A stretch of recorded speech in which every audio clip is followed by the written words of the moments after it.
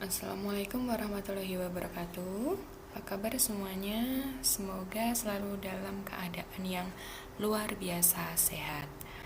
Baik, hari ini kita akan melanjutkan materi terkait dengan mata kuliah ilmu organisasi, yaitu budaya organisasi. Sebelumnya, terkait dengan materi ini, budaya organisasi di setiap organisasi ataupun perusahaan itu akan berbeda-beda. Kenapa? Karena budaya organisasi ini merupakan ciri khas yang dipunyai oleh organisasi tersebut. Kita akan masuk ke materi pertama, yaitu mengenai pengertian dari budaya organisasi. Di sini ada beberapa pendapat ahli yang memberikan pengertian budaya organisasi. Yang pertama yaitu Stephen Robin, di mana Stephen Robin ini mengatakan bahwa budaya organisasi ialah suatu sistem makna bersama yang dianut oleh anggota-anggota yang membedakan organisasi tersebut dengan yang lain. Kemudian Walter menyatakan bahwa budaya organisasi ialah asumsi, nilai yang disadari mampu meningkatkan kepaduan suatu organisasi. Kemudian Sein mengatakan bahwa budaya organisasi ini sebagai pola asumsi mendasar yang dipahami bersama. Kemudian asumsi tersebut dapat memecahkan masalah yang dihadapi. Jadi pola-pola ini menjadi sesuatu yang pasti, kemudian nantinya akan disosialisasikan kepada anggota baru dalam organisasi tersebut. Kemudian ada Casway dan Lodge, di mana budaya organisasi ini adalah sistem nilai organisasi dan akan mempengaruhi cara kerja yang dilakukan dan bagaimana karyawan tersebut berperilaku. Nah, jadi dari beberapa pendapat para ahli tadi ya, ini dapat disimpulkan bahwa budaya organisasi ini merupakan serangkaian nilai, kemudian strategi, visi dan misi serta norma yang dianut oleh anggota-anggota di dalam organisasi. Ketika nanti ada tambahan anggota baru dalam organisasi, itu akan diberikan pemahaman, kemudian sosialisasi dalam hal budaya organisasi yang diterapkan. Nah, budaya organisasi yang diterapkan ini nantinya akan berpengaruh kepada perilaku dari karyawan itu sendiri. Budaya organisasi ini juga dipahami ya dapat menjadi salah satu kunci keberhasilan suatu organisasi dalam mencapai tujuannya. Kemudian di sini ada karakteristik dari budaya organisasi. Itu ada 7 karakteristik, di mana dari ketujuh karakteristik ini akan dijelaskan satu persatu. Yang pertama yaitu inovasi dan keberanian mengambil risiko. Organisasi mendorong para karyawan bersikap inovatif dan berani mengambil risiko. Nah, dorongan untuk sikap ini itu dapat menjadikan karyawan itu lebih bersemangat. Kenapa? Karena tindakan dari karyawan yaitu inovasi dan pengambilan risiko ini akan lama-kelamaan menjadikan karyawan itu banyak memberikan ide terhadap perusahaan. Jadi ketika karyawan diberikan kesempatan untuk berinovasi, tentunya dia akan memberikan sesuatu yang bermanfaat bagi perusahaan dan semangatnya untuk memberikan kontribusi terhadap perusahaan itu semakin banyak. Kemudian yang kedua, perhatian terhadap detail.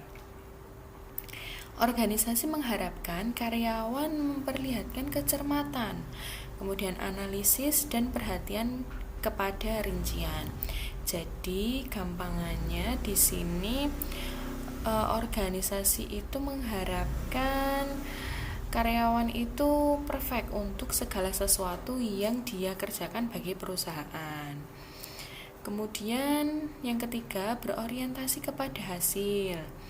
Di sini manajemen memusatkan perhatian pada hasil dibandingkan perhatian pada teknik dan proses ya. Jadi teknik dan proses ini tidak begitu diperhatikan, yang penting hasilnya dapat memenuhi dari tujuan yang ditetapkan sebelumnya.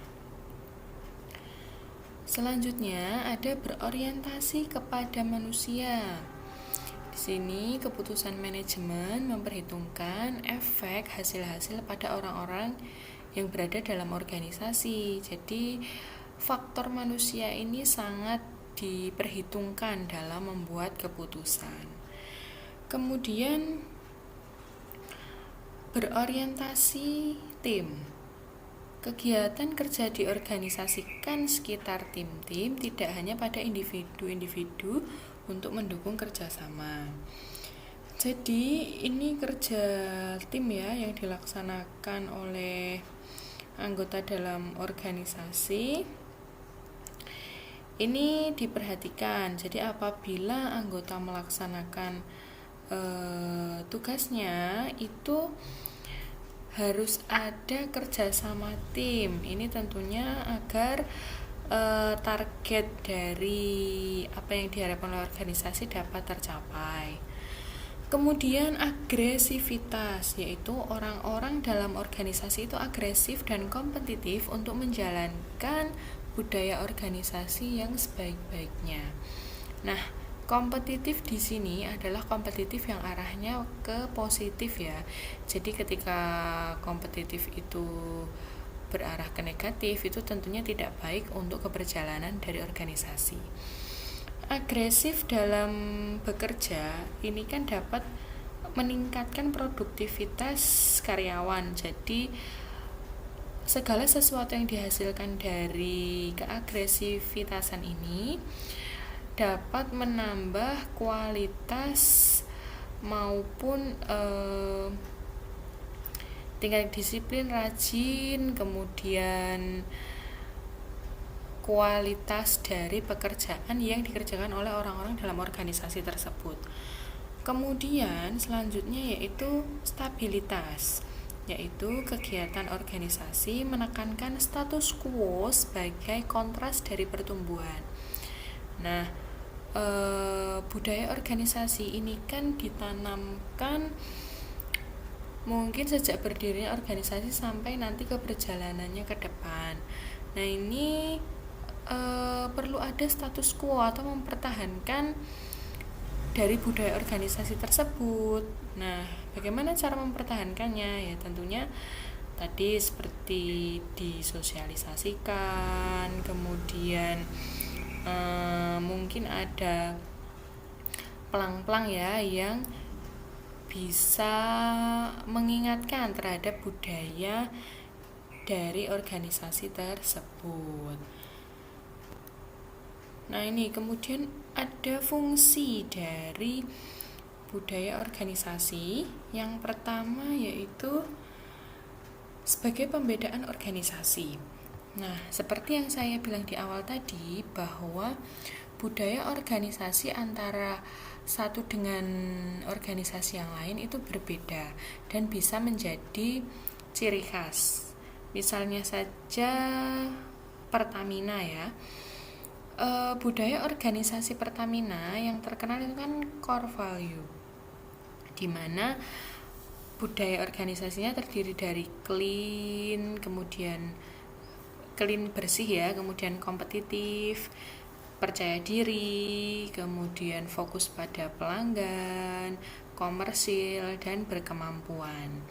Nah, tentunya budaya organisasi yang dimiliki Pertamina dengan budaya organisasi yang dimiliki perusahaan Gojek misalnya itu berbeda. Nah, ini yang menjadi ciri khas di masing-masing organisasi, karena memang mungkin tujuan dari organisasi satu ke yang lain itu kan berbeda-beda. Kemudian yang kedua menjadi identitas. Seperti tadi ya, kan PT Pertamina tadi ada beberapa budaya organisasinya, ada beberapa, namun terkenalnya dengan core value. Nah, ini menjadi satu identitas Pertamina tersebut terhadap budaya organisasi yang diterapkan. Kemudian komitmen bersama. Di sini budaya organisasi yang diterapkan dalam suatu organisasi itu kan menjadi satu hal yang dipegang teguh antar anggota organisasi tersebut. Jadi dibutuhkan komitmen dari para anggota untuk selalu menerapkan apa yang sudah menjadi budayanya. Misalnya tadi ya, contohnya yang Pertamina itu kan bersih. Nah, jadi anggota Pertamina itu harus bersih, dikelola secara profesional, menghindari benturan kepentingan, tidak menoleransi suap. Jadi seperti itu. Sehingga ketika ada komitmen, maka tidak ada yang namanya korupsi, kemudian tidak ada yang namanya kolusi atau nepotisme, sehingga semua yang menjadi anggota di Pertamina itu bersih, baik dari pekerjaannya maupun dari sikap yang negatif gitu. Kemudian sebagai perekat sosial. Nah, di sini maksudnya adalah ketika kita sudah berkomitmen bersama seperti itu dan kita mempunyai satu budaya organisasi, nah ini bisa menjadi perekat antar anggota. Kenapa? Karena kan satu organisasi anggota-anggotanya itu kan ibarat satu tubuh. Ketika bersama-sama menerapkan budaya organisasi, maka dia akan menjunjung tinggi dan merasa menjadi bagian dari organisasi tersebut, sehingga ini bisa difungsikan sebagai perekat sosial. Kemudian membentuk sikap karyawan. Nah, budaya organisasi ini kan pasti arahnya positif ya, seperti tadi contohnya bersih, kemudian kompetitif, percaya diri, ini kan sifatnya negatif semua. Jadi diharapkan dengan adanya budaya organisasi tersebut dapat membentuk sikap karyawan ke arah yang lebih baik. Kemudian ini ada unsur-unsur pembentuk budaya organisasi. Itu ada 5 ya. Yang pertama yaitu lingkungan usaha. Nah, lingkungan usaha ini tentu ya dapat dipahami bahwa suatu organisasi itu kan dampak lingkungannya itu kan sangat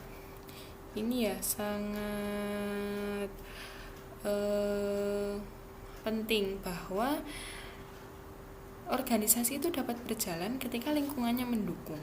Ketika lingkungan tidak mendukung, organisasi tentunya tidak akan berjalan.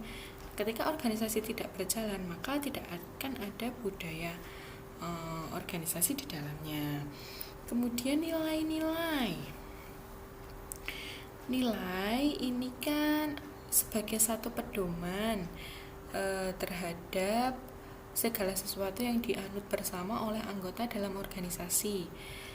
Nilai ini dapat berupa slogan atau moto yang berfungsi sebagai jati diri dari organisasi, sehingga ini dapat sebagai unsur pembentuk budaya organisasi. Kemudian pahlawan ya, atau panutan ya, di sini maksudnya adalah orang-orang yang berpengaruh. Jadi bisa berasal dari para pimpinan yang berhasil menciptakan nilai-nilai dalam organisasi tadi. Jadi ini disebut panutan. Kemudian ritual. Nah, ini maksudnya bukan ritual-ritual yang mistis begitu ya. Ritual di sini maksudnya adalah sebagai wadah di mana perusahaan secara simbolis memberikan apresiasi atau penghargaan terhadap panutan tadi. Jadi misalnya seperti kegiatan kita ya yang appreciation itu kan dilaksanakan setiap tahun. Nah, itu untuk memberikan apresiasi terhadap mahasiswa berprestasi, kemudian dosen dan tenaga lain, di mana tenaga tersebut berpengaruh kan terhadap lingkungan organisasinya. Jadi ketika panutan-panutan ini mendapatkan apresiasi, tentunya ini menjadi motivasi juga kepada anggota yang lain untuk melakukan hal yang serupa atau yang lebih baik. Kemudian jaringan budaya. Jaringan budaya ini merupakan jaringan komunikasi ya, secara informal yang pada dasarnya merupakan saluran komunikasi primer. Jadi fungsinya adalah menyalurkan informasi dan memberi interpretasi terhadap informasi. Melalui jaringan ini, kehebatan dari perusahaan atau organisasi itu dapat diceritakan dari waktu ke waktu. Nah, kemudian ini ada faktor. Jadi sebenarnya ada faktor apa aja sih yang bisa mempengaruhi dari budaya organisasi ini? Yang pertama yaitu keteraturan perilaku. Jadi adanya keberaturan cara bertindak dari para anggota yang tampak teramati. Di sini ketika anggota organisasi saling berinteraksi itu mungkin menggunakan istilah tertentu ya. Misalnya saja di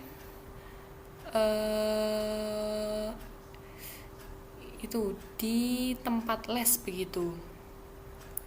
Mungkin nama panggilan dari guru-guru di sana tidak menggunakan nama panggilan asli, namun menggunakan singkatan dari inisial namanya. Misalnya saja Bu Arin begitu dipanggilnya Bu AR begitu. Nah, ini menjadi salah satu hal yang teratur di perilakunya itu secara berkelanjutan begitu.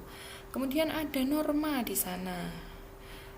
Norma di sini yaitu berbagai standar perilaku yang ada, termasuk di dalamnya tentang pedoman dari sejauh mana suatu pekerjaan itu harus dilakukan. Ini jelas ya. Kemudian ada nilai dominan, di mana nilai dominan ini merupakan suatu hal ya yang berkaitan dengan adanya nilai-nilai inti yang dianut bersama oleh seluruh anggota organisasi. Ini misalnya tentang kualitas produk yang tinggi, absensi yang rendah, atau efisiensi yang tinggi. Jadi nilai itu kan yang tergambar di dalam organisasi tersebut. Kemudian selanjutnya ideologi, berkaitan dengan kebijakan yang berkenaan dengan keyakinan organisasi dalam memperlakukan karyawan ataupun pelanggan. Kemudian ada aturan di sana. Aturan ini menjadi pedoman yang kuat dikaitkan dengan kemajuan dari organisasi. Tentunya aturan ini penting ya agar tidak terjadi penyimpangan dalam organisasi tersebut.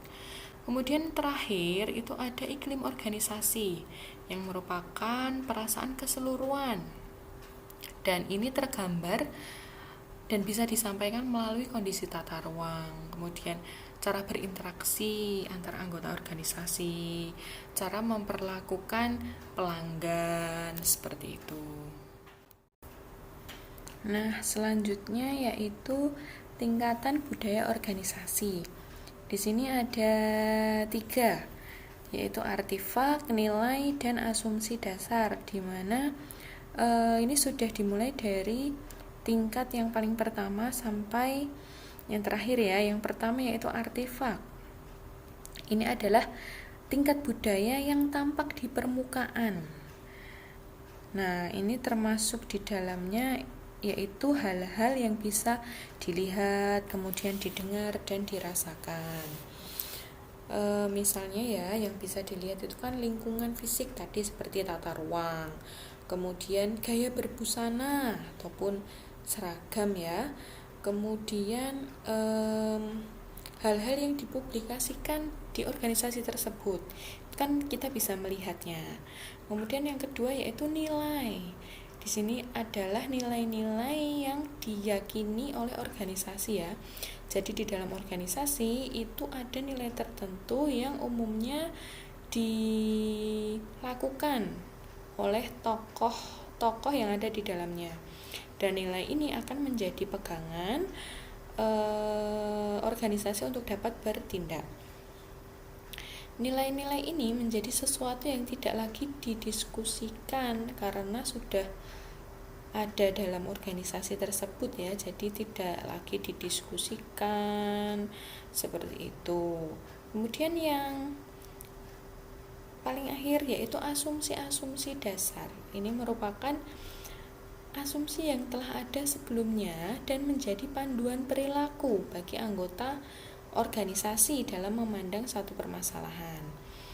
Apabila asumsi dasar ini dipegang teguh, maka anggota organisasi akan dapat merumuskan perilaku berdasarkan kesepakatan yang berlaku. Jadi asumsi ini cenderung untuk tidak diperdebatkan lagi, jadi cenderung untuk tidak diubah karena tadi sudah merupakan hal yang menjadi kesepakatan bersama. Jadi asumsi ini dipegang teguh oleh anggota organisasi tersebut.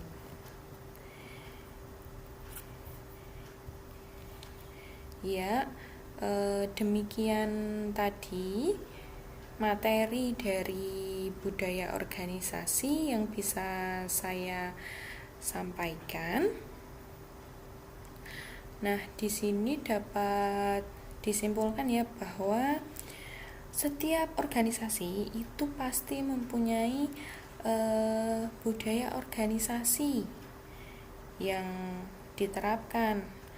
Nah, budaya organisasi antara satu organisasi dengan organisasi lainnya itu pasti berbeda-beda karena merupakan ciri khas dari organisasi tersebut.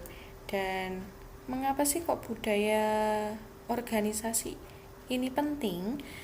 Karena budaya organisasi itu dapat mendukung dari visi misi, kemudian tujuan dari organisasi, sehingga tadi ketika para anggota dapat mempertahankan atau berpegang teguh pada budaya organisasi, sikap dan perilakunya itu pasti mengarah ke hal yang lebih baik. Begitu. Jadi itu saja yang bisa saya sampaikan. Mohon maaf apabila ada salah kata. Saya akhiri. Wassalamualaikum warahmatullahi wabarakatuh.